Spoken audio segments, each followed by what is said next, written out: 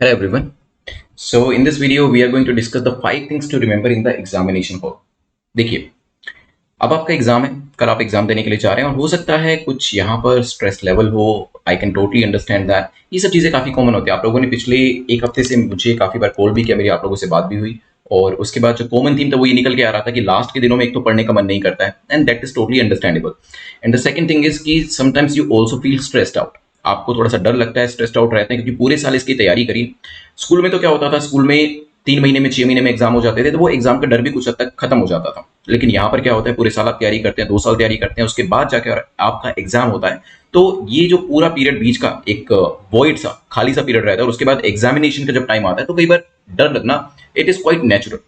But हाँ, कुछ important चीजें जो है मैं आपको बताना चाहूंगा कि देखिए, एग्जामिनेशन हॉल में जब आप होंगे कल, तो 5 चीजें जो आपको ध्यान रखनी है, ठीक है। So it is not a tip या ट्रिक्स का कोई क्वेश्चन नहीं है, कोई ट्रिक्स या टिप्स का कोई वीडियो नहीं है। दोज आर ऑलरेडी अपलोडेड, आप वहां पे जाके देख सकते हैं। This is the common sensical things जो कि आपको ध्यान रखने कल एग्जामिनेशन हॉल के अंदर, जो मैं वैसे भी आपको टाइम एंड अगेन बता चुका हूं, लेकिन हाँ, ये आपको ज्यादा स्कोर करने में डेफिनेटली हेल्प करने वाले हैं। पहली चीज है, आपको क्वेश्चन पेपर को ध्यान से पढ़ना है। देखिए, टाइम एंड अगेन ये एक थीम निकल के आया है। जब भी हम लोग क्वेश्चन करते हैं, पिछले 1.5-2 साल से मैं आपको पढ़ा रहा हूं, तो मुझे समझ में यही चीज आई है कि काफी इंटेलिजेंट स्टूडेंट्स जो हैं वो भी ये मिस्टेक करते हैं और बताने के बाद भी ये मिस्टेक्स बहुत बार होती हैं। मुझसे भी कई बार ये मिस्टेक हो जाती है, आपने एक आधे वीडियो में देखा होगा। बट द थिंग इज कि ये हमें कल एग्जाम में नहीं करनी है। क्या है ये? We need to read the question carefully. क्योंकि होता क्या है कि हमें क्वेश्चन आते हुए भी अगर हम उसे गलत तरीके से पढ़ेंगे तो वो वहां पर गलती हो जाएगी हमारी, और क्वेश्चन आते हुए भी गलत हो जाएगा जब हम करेक्ट को इनकरेक्ट पढ़ते हैं और इनकरेक्ट को करेक्ट पढ़ते हैं। होता क्या है, ज्यादातर क्वेश्चन के अंदर पूछा जाता है करेक्ट, और फिर हर 8-10 क्वेश्चन के बाद अगर एक क्वेश्चन ऐसा आता है जिसमें करेक्ट की जगह इनकरेक्ट पूछा गया, तो हम उसे अज्यूम कर लेते हैं कि यार पिछले 10 क्वेश्चन में करेक्ट पूछा गया तो इसमें भी करेक्ट पूछा गया होगा, तो हम लोग करेक्ट मार्क करके अपने आंसर को गलत कर देते हैं। और वो सबसे बड़ी मिस्टेक होती है क्वेश्चन पेपर के अंदर। क्यों? क्योंकि क्वेश्चन आते हुए भी जब गलत करके आते हैं तो फिर घर आके जब हम आंसर शीट देखते हैं या आंसर की के साथ उसे मैच करते हैं तो फिर बड़ा दुख होता है कि यार ये क्वेश्चन तो मुझे पता था और ये क्वेश्चन थोड़ा डिफिकल्ट भी था, हो सकता है बाकी काफी सारे लोगों को ये क्वेश्चन ना भी आता हो, लेकिन मैं तो इसे पढ़ के गया था। लेकिन अपनी एक सिली मिस्टेक की वजह से हम ऐसी गलतियां कर देते हैं। Now this is the first thing, read carefully, जो आपको ध्यान रखना है। मुझे पता है इट्स मोस्ट इजीएस्ट थिंग, सुनने में काफी आसान लगता है लेकिन प्रैक्टिस करने में उतना ही ज्यादा मुश्किल है। तभी पिछले 1 साल से मैं आपको ऑलमोस्ट हर वीडियो के अंदर ये चीज बताता हुआ आ रहा हूं। सेकेंड है लो हैंगिंग फ्रूट्स।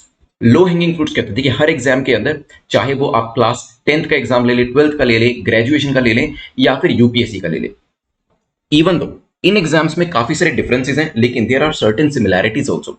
हर एग्जाम को जब सेट किया जाता है उसके अंदर कुछ इजी एरियाज होते हैं, कुछ मॉडरेट एरियाज होते हैं और कुछ डिफिकल्ट एरियाज होते हैं, ठीक है। तो हमें फोकस करना है इन एरियाज पे ज्यादा। हर एग्जाम में ऐसे कुछ क्वेश्चन जरूर होते हैं जो कि लो हैंगिंग फ्रूट्स होते हैं, मतलब वहां पर आसानी से उन क्वेश्चन को सोल्व करके वो जो 2 मार्क्स होते हैं वो लिए जा सकते हैं। तो ऐसे ही क्वेश्चंस को आपको स्टार्टिंग के अंदर ढूंढना है और उन्हीं को ही टारगेट करना है, ताकि कम से कम वहां पर तो 2-2 मार्क्स करके विद 100% एक्यूरेसी आप स्कोर कर पाए, ठीक है। तो लो हैंगिंग फ्रूट्स, मान लीजिए कि आपको भूख लगी है और आसपास पेड़ है, मान लीजिए कि जो पेड़ है उसके ऊपर कुछ फल ऐसे हैं जो कि बहुत ऊंचाई पे लगे हैं और कुछ ऐसे हैं जो नीचे लगे हैं। आप किसको तोड़ना पसंद करेंगे? आसानी से जो टूट जाए, जो आपकी हाइट आप जो है आसानी से आप उसको रीच कर पाए, उसी को तोड़कर ही खाएंगे, ठीक है। जो उस पेड़ के ऊपर सबसे ऊपर लगा हुआ फ्रूट है उसको तो तोड़ने के लिए अपना टाइम वेस्ट नहीं करेंगे ना।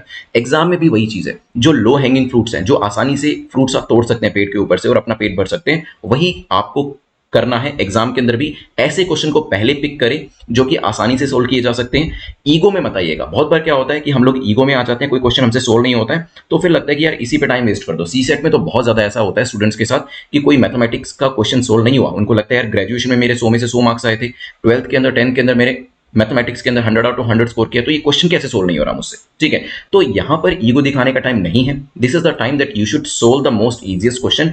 एग्जामिनेशन के अंदर ज्यादा स्कोर करो, कट ऑफ के क्रॉस जाओ एंड उसके बाद नेक्स्ट स्टेज के ऊपर मूव करो। This is not the time and place to show your ego, ठीक है। आपने 100 आउट ऑफ 100 स्कोर किया, बहुत अच्छी बात है। इंग्लिश भी अगर आपकी अच्छी, बहुत अच्छी बात है, लेकिन अगर वहां पर क्वेश्चन सोल्व नहीं हो रहा है, मूव ऑन, उसको छोड़िए और आगे बढ़िए। आगे और भी क्वेश्चन हैं, वहां पर आप अच्छा परफॉर्म करके दिखा सकते हैं, ठीक है।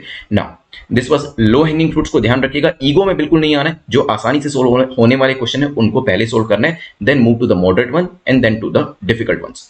थर्ड है टाइम मैनेजमेंट। देखिए ये चीज होती है जब आप सेकंड और थर्ड पॉइंट को देखेंगे तो मिलते जुलते हैं, क्योंकि लो हैंगिंग फ्रूट्स को सोल्व करेंगे, आसानी से सोल्व हो जाएंगे, ज्यादा टाइम बचेगा और वहां पे टाइम मैनेजमेंट आप इजीली कर पाएंगे। नहीं तो क्या होगा, अगर लो हैंगिंग फ्रूट की जगह जो सबसे ऊपर फ्रूट है उसको तोड़ने जाएंगे, सबसे डिफिकल्ट क्वेश्चन को पहले टारगेट करेंगे, पूरा टाइम आपका गड़बड़ा जाएगा एग्जाम के अंदर। 10 मिनट लगा दिए क्वेश्चन के ऊपर, अब बचे कितने, 1 घंटा 50 मिनट, सोल्व करिए बाकी 99 क्वेश्चन को उसके अंदर, ठीक है। और वो भी कोई श्योरिटी नहीं थी कि जो पहला क्वेश्चन था वो आपका ठीक हुआ कि नहीं हुआ। So you need to be very very sure about your time. आपको देखना है कि टारगेट करके चले कि मेरे को 1 घंटा 45 मिनट में पेपर को खत्म करना है, ठीक है। जैसे ही आपका 1 घंटा कंप्लीट होता है, you need to make sure कि आपके 60 क्वेश्चंस हो चुके हो, ठीक है।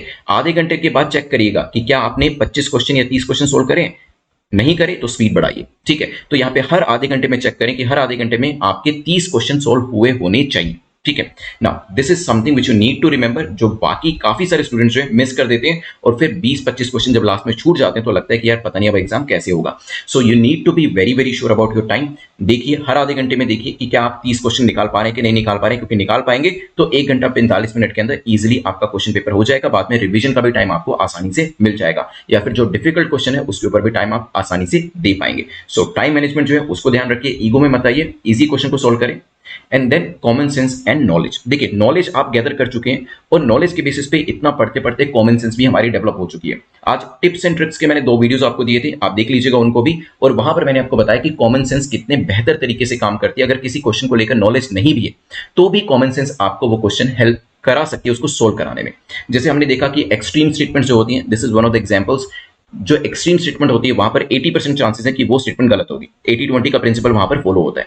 सो कॉमन सेंस को अप्लाई करें, और कॉमन सेंस आप तभी अप्लाई कर पाएंगे जब आप क्वेश्चन को बिल्कुल ध्यान से पढ़ते हैं, क्वेश्चन को समझते हैं, ठीक है।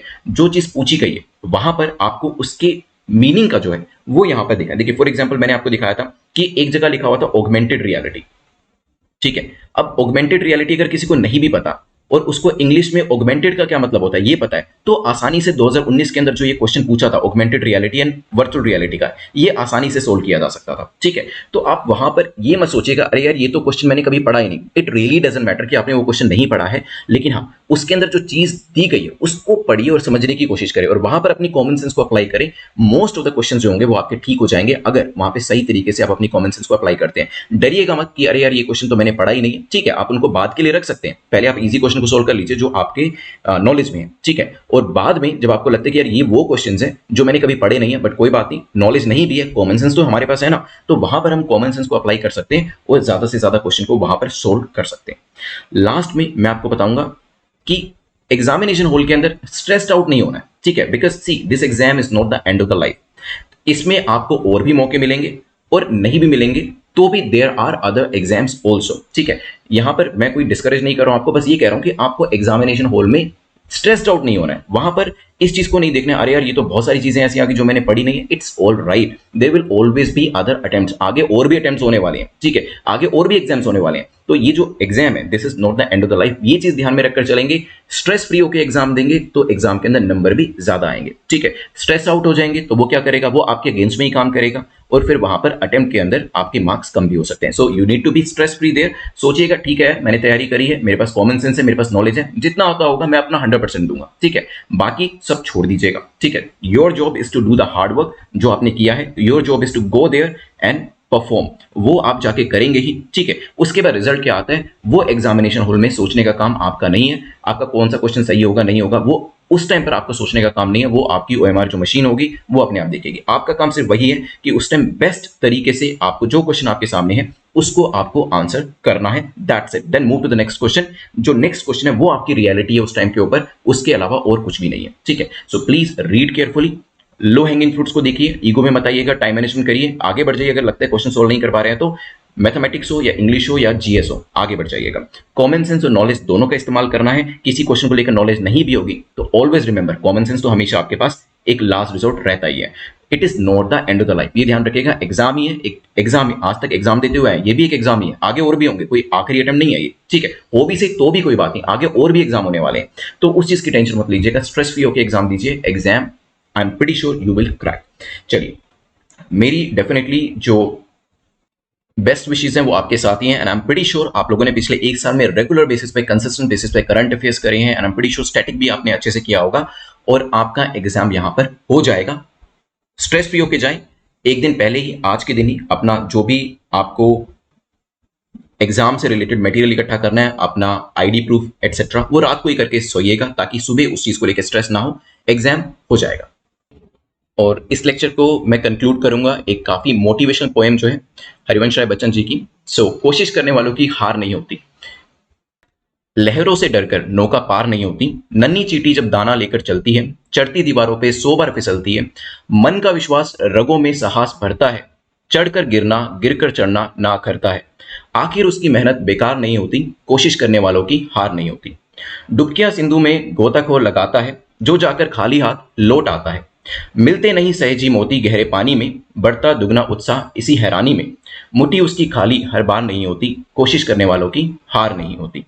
असफलता एक चुनौती है, इसे स्वीकार करो, क्या कमी रह गई देखो और सुधार करो, जब तक ना सफल हो नींद चैन से त्यागो तुम, संघर्ष का मैदान छोड़कर मत भागो तुम, कुछ किए बिना ही जय जयकार नहीं होती, कोशिश करने वालों की हार नहीं होती। तो this is one of the कोशिश और one of the attempt which you are giving tomorrow. उसको 100% दीजिएगा, अपना रिलैक्स होके दीजिएगा, and I am pretty sure you will be successful. Thanks for watching this video. I will see you day after tomorrow. कल भी हम शाम को मिलने वाले हैं वैसे आपका जो क्वेश्चन पेपर होगा उसके सॉल्यूशन के साथ एंड एक्सपेक्टेड कट ऑफ के साथ। बट हाँ, all the best from my side. I will see you tomorrow. Take care. Good bye.